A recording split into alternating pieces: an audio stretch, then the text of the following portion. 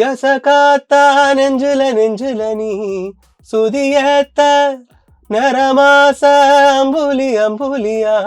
நிறைய லூப் மோட்ல இருந்தது எசகாத்தா தான். நான் வந்து யாருப்பா அப்படின்னு பார்க்க டக்குன்னு வந்து நீங்கள் தான் பாடியிருந்தீங்க. இந்த சாங் எப்படி வந்து உள்ளே வந்தீங்க? லைக் என்ன ஏதாவது ஸ்டோரிஸ் இருக்கா அதுக்கு பின்னாடி? நிறைய நிறைய நல்ல பாடல்கள் பாடுறதுக்கான வாய்ப்பு கிடைச்சாலும் எல்லா பாடல்களுக்குமே வந்து ஒரு அங்கீகாரம்ங்கிறது கிடைக்குமான்னு சொல்ல முடியாது. ஆக்சுவலி எக்ஸ்பெக்ட் பண்ணல. பிகாஸ் 2016ல இருந்து 22க்கான அவார்ட்ஸ் வந்து இவ்வளவு வருஷம் கழிச்சு தான் அனௌன்ஸ் பண்ணிருக்காங்க. பட் அதுக்கு எல்லாமே ஒரு அங்கீகாரம்னு கிடைக்கும் போது உங்களுக்கு வந்து நீங்கள் பாடினதுல இந்த மோஸ்ட் ஃபேவரட் சாங் எனக்கு ரொம்ப பிடிக்கும், எனக்கே அது வந்து ரொம்ப ஒரு வெரி ஃபேவரட் அப்படின்னா அது என்ன? திமிரு காட்டாதடியா நல்ல எல்லையா? நல்ல நல்ல எல்லையா லாலி லாலியா? நல்ல எல்லை. நல்ல எல்லையா நீயும் நானும் அன்பே? நல்ல எல்லை. நல்ல எல்லையா சாயாலியா? நல்ல எல்லை. நல்ல எல்லை. என்னை நட்சத்திர காட்டில் அலைய விட்டாய், நான் என்ற எண்ணம் தொலைய விட்டாய். நல்ல எல்லை. What's the most special thing about நல்ல எல்லை? ஓகே, அனி சார் கூட ஒர்க் பண்ண எக்ஸ்பீரியன்ஸ்லாம், நீங்கள் கான்சர்ட்ஸுமே நிறைய வந்து பண்ணிகிட்டே இருக்கீங்க. ஸோ அந்த எக்ஸ்பீரியன்ஸ்லாம் எப்படி இருக்குது? ஸோ அனிருத் பொறுத்த வரைக்கும் அவர் தான் எனக்கு ஃபர்ஸ்ட் எனக்கு கால் பண்ணார். இந்த மாதிரி தனுஷ் சொல்லியிருந்தாரு, நீங்கள் வந்து அடுத்த படத்தில் நீங்கள் ஒரு பாட்டு பாடணும் அப்படின்னு சொல்லி ஃபோன் பண்ணி கூப்பிட்டாரு. இன்ஃபேக்ட் அது போனி போ ரீமிக்ஸ் கூட கிடையாது, வேற ஒரு பாட்டு ரெக்கார்ட் பண்ணோம். அந்த பாட்டு வந்து அந்த படத்தில் வரல. இப்போ வரைக்கும் வரலையா? இல்ல, அது வேற ஒரு பாட்டுல வேற ஒரு படத்துல வந்துச்சு, வேற ஒரு வாய்ஸ்ல. எனக்கு ஒரு கியூரியஸ் ஆகுது, 3 படத்துல வராத சாங் வேற எந்த படத்துல வந்தது அப்படி? குமுதம் வியாஸ்க்கு வணக்கம், நான் திவ்யா ஸ்ரீனிவாசன். இன்னைக்கு நம்ம கூட வந்து பிளேபேக் சிங்கர் சத்யபிரகாஷ் சுத்தர்ஸ். வணக்கம் சார். வணக்கம். எப்படி இருக்கீங்க? Very good. Very good. இப்போ வந்து first of all congratulation, state award வாங்கியிருக்கீங்க பெஸ்ட் பிளேபேக் சிங்கருக்காக. எப்படி இருந்தது அந்த மொமெண்ட்? எக்ஸ்பெக்ட் பண்ணீங்களா? ஆக்சுவலி எக்ஸ்பெக்ட் பண்ணல. பிகாஸ் 2016ல இருந்து 22க்கான அவார்ட்ஸ் வந்து இவ்வளவு வருஷம் கழிச்சு தான் அனௌன்ஸ் பண்ணிருக்காங்க. அண்ட் ரொம்ப வருஷங்களா நம்ம நிறைய பாடல்கள் பாடிட்டு இருக்கோம், நிறைய நிறைய நல்ல பாடல்களும் நிறைய இருந்திருக்கு. பட் அதுக்கு எல்லாமே ஒரு அங்கீகாரம்னு கிடைக்கும் போது ரொம்ப சந்தோஷமா இருக்கு. அதுவும் ஆஃப்டர் இத்தனை வருஷங்களுக்கு அப்புறம் ஒரு முக்கியமான அவார்ட், ஸ்டேட் அவார்டுங்கிறது வந்து ஒரு முக்கியமான அவார்ட். நான் வாங்குற first state award. I am really happy about. அந்த சாங்க்காக கிடைக்கும் அப்படின்னு எக்ஸ்பெக்ட் பண்ணீங்களா? ஏன்னா நிறைய சாங்ஸ் பாடியிருந்தீங்க, நிறைய ஹிட் ஆயிருந்தது.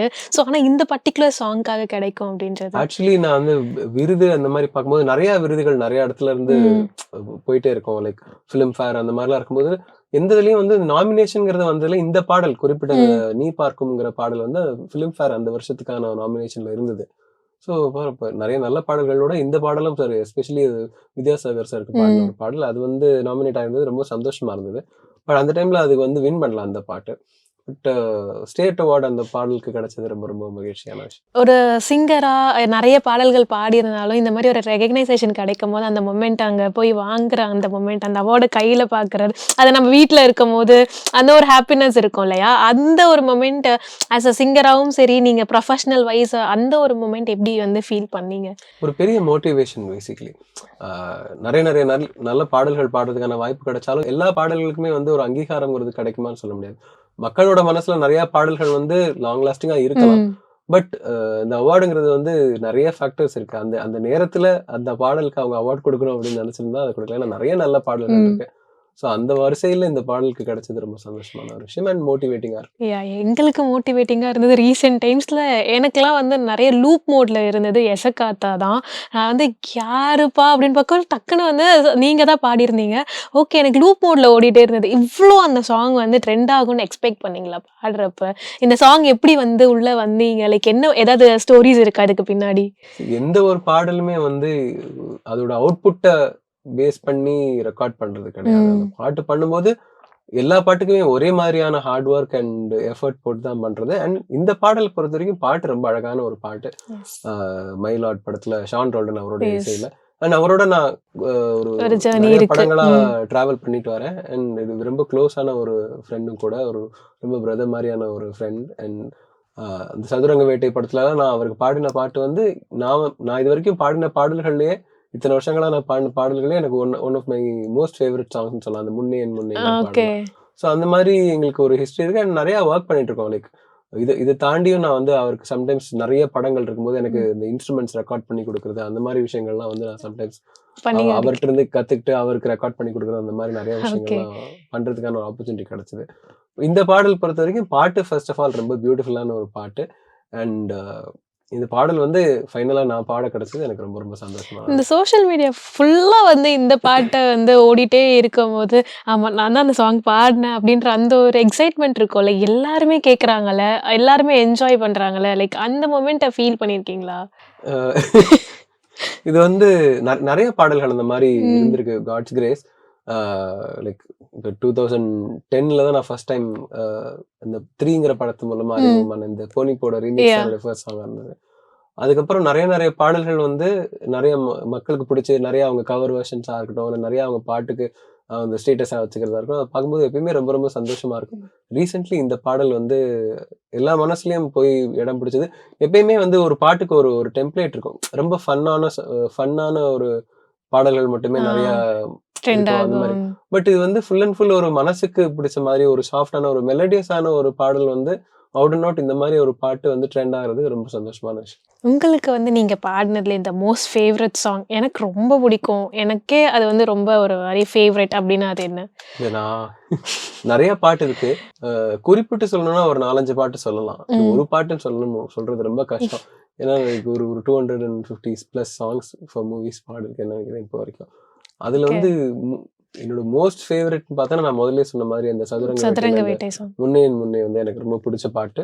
நல்ல எல்லை எனக்கு மோஸ்ட் ஃபேவரட் சாங். ஓகே. அதுக்கப்புறம் வந்துட்டு Rasaali of course my most favourite songs. நீ பார்க்கும் அஃப்கோர்ஸ் நான் சொல்லணும். நீ பார்க்கும் வந்து அவர் கூட ஒர்க் பண்றது மட்டும் இல்லை, அதுக்கு முன்னாடி அவர் கூட வித்யாசாகர் சார் கூட ஒர்க் பண்ணியிருக்கேன். இருந்தாலும் ஒவ்வொரு டைமும் வந்து அவர்கிட்ட இருந்து நிறைய விஷயங்கள் கற்றுக்க முடியும். அண்ட் இந்த மாதிரியான ஒரு மெலடி வந்து இந்த இந்த மாதிரியான ஒரு மெலடி மேக்கர் கூட ஒர்க் பண்றதுக்கான ஒரு யா. ஆப்பர்ச்சுனிட்டி ஒரு ஒரு பெரிய ஒரு பிளெஸிங் தான் சொல்லணும். நான் இப்போ ஒரு லிஸ்ட் ஆஃப் சாங்ஸ் வந்து சொல்றேன். அதுல வந்து நீங்க லைக் உங்களோட ஃபேவரைட்ஸ வந்து லிஸ்ட் டவுன் பண்ணலாம். 1 to 10 அந்த மாரி பண்ணலாமா? இட்ஸ் ஓகே, ட்ரை பண்றேன். ட்ரை பண்றீங்களா? ஓகே. உயிர் உறவாத சாங் அந்த சாங்கா? இல்ல வந்து உன்ன விட்டா யாரும் எனக்கு இல்ல அந்த சாங்கா? 2த்துல எது? ஐயோ, ரெண்டுமே கஷ்டமான பாட்டு. 2ல இருந்து 1 பிக் பண்ணணும்னா 1 விட்டா. உன்ன விட்டா. ஆனாலும் இந்த மயக்கமா? உன்ன விட்டா யாரும் இல்ல. 1 விட்டா. ஆனால் இந்த ஓகே. மேக்கம் ரொம்ப பிடிக்கும். பட் ஃபார் ஆப்வியஸ் ரீசன்ஸ் 1 விட்டா. உன்ன விட்டாவா திமிரு காட்டாதடியா? ரொம்ப கஷ்டம் அது. சரி, திமிரு காட்டுது. திமிரு காட்டாதடியா நல்ல எல்லையா? நல்ல நல்ல எல்லையா லாலி லாலியா? நல்ல இலை.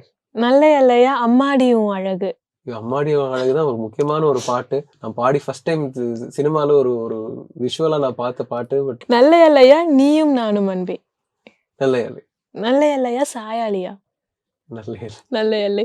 ஆக்சுவலி அது நல்ல எல்லை வந்து என்னோட மோஸ்ட் ஃபேவரட். நான் வந்து ஒரு ஷார்ட் ஃபிலிம் மாரி எடுக்கணுன்றப்ப எனக்கு டைட்டிலே நல்ல எல்லை தான். நான் அந்த சாங்க வந்து ரிப்பீட் லூப் மோட்ல கேட்டுட்டே இருப்பேன்.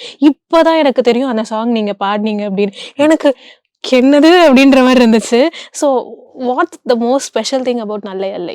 நல்ல எல்லையில நிறைய நல்ல விஷயங்கள் இருக்கு. அது ஃபர்ஸ்ட் வந்து ஆப்வியஸ்லி ரஹ்மான் சாரோட ரஹ்மான் மியூசிக்ல சார். வந்த பாடல். அண்ட் அந்த பாட்டோட ரெக்கார்டிங்ல வந்து ரொம்ப ஸ்பெசிஃபிக்கா ரொம்ப மெமரபிளான விஷயம் பார்த்தீங்கன்னா, அந்த பாட்டு ரெக்கார்ட் பண்ணது வந்து மணிரத்னம் சார்.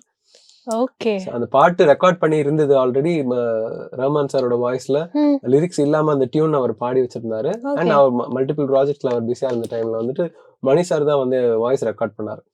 ஸோ சத்யபிரகாஷ், நீங்க ரஹ்மான் பாடியிருக்காருல, அது கேட்டு அதே மாதிரி எனக்கு இந்த லிரிக்ஸ் அதில் பாடணும்னு கேட்டு அவர் தான் இம்ப்ரவைசேஷன்லாம் சொல்லி எனக்கு இந்த ஃபீல் ஓகே. இந்த மாதிரி வேணும், இந்த வார்த்தை இது இப்படி இருக்கணும்னு சொல்லி அவர் தான் ரெக்கார்ட் பண்ணாரு. இந்த ஸோ அது வந்து எமோஷன்ஸ் வந்து மணிரத்னம் சார் கிட்ட இருந்து வந்திருக்கு. அப்ப ரொம்ப ட்ரான்ஸ்ஃபர் ரொம்ப ஆயிருக்கு. இன்ட்ரெஸ்டிங்கான ஒரு செஷனா இருந்தது. இது வரைக்கும் நான் சாரோட பாட்டுல பொன்னியின் செல்வன்லயும் சோழா ம். சோழாங்கிற பாடல் பாடியிருக்கேன்.